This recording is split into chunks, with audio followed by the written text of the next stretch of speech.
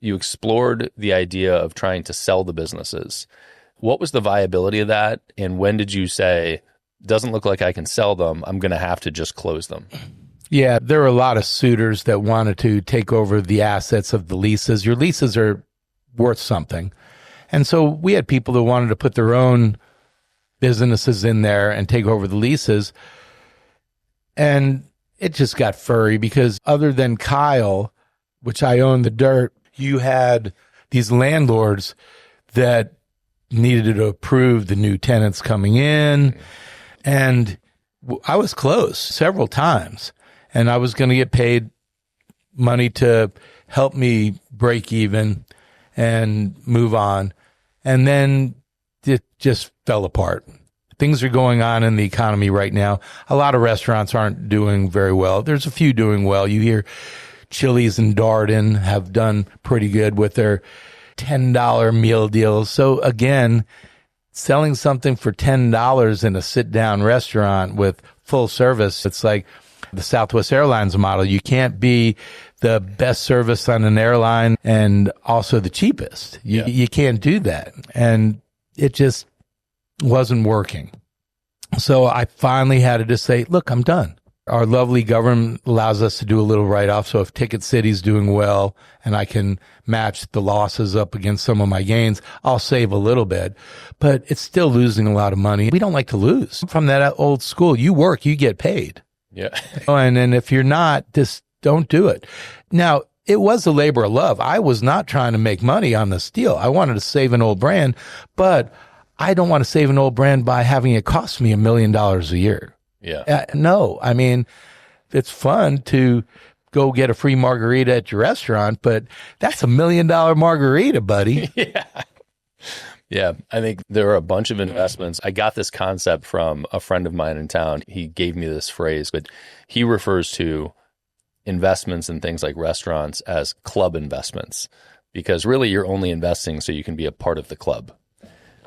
100%. If you're a member of a country club and you got to put 100,000 in and then you're 2,000 a month to be a member of that, I would think of it a little bit like that. Okay, yep. I'm good with 2,000 a month, not 100,000 a month to, and then you show up and you can be the investor of the restaurant and one of the owners of the restaurant and feel cool. Yeah, you might as well you can do the same thing in any restaurant. You and I want to be I know we go to Eris sometimes in town and we might as well just, here you go. Here's all this money. We're treated really well. They like us coming in there. That's right. For our little membership fee. That's a lot better. Yep.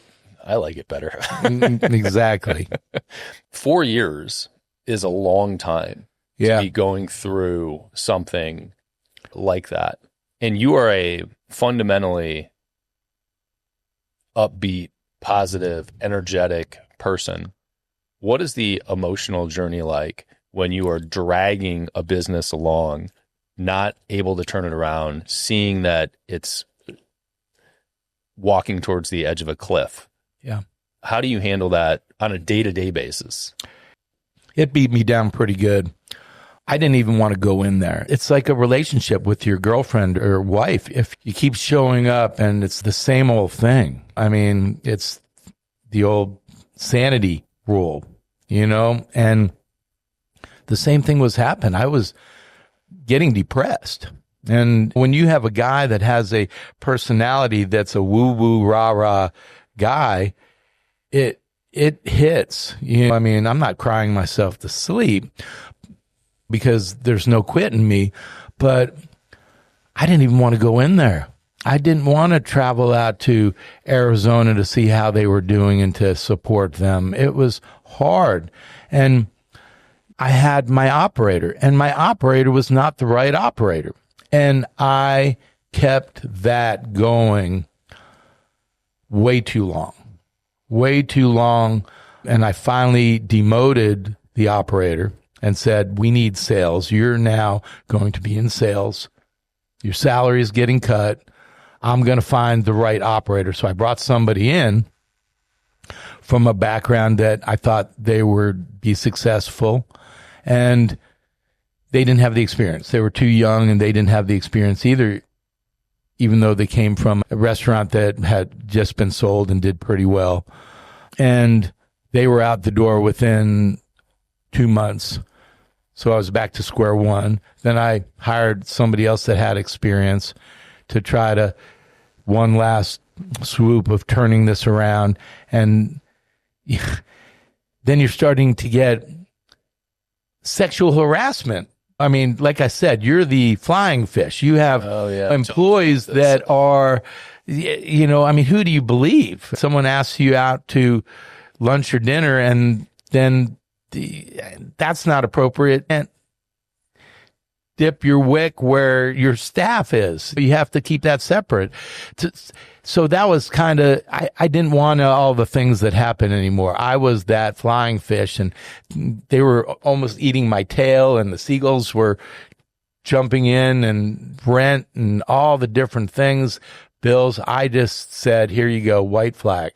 For clarity, you're saying that the staff Yeah. has lots of personal relationships going on, and the sexual harassment was management versus the rest of staff. And it wasn't even, there was just a complaint. It wasn't a sexual harassment. It was just, you know, a letter saying, you know, I don't want this guy asking me out. It wasn't a big deal, but I'm calling it that because all these things can fester. Mm-hmm. And one of the things early on, my actual partner was dragged into a sexual harassment in the beginning of this, and he was involved in it, and it was a sham. He was actually helping the insurance company.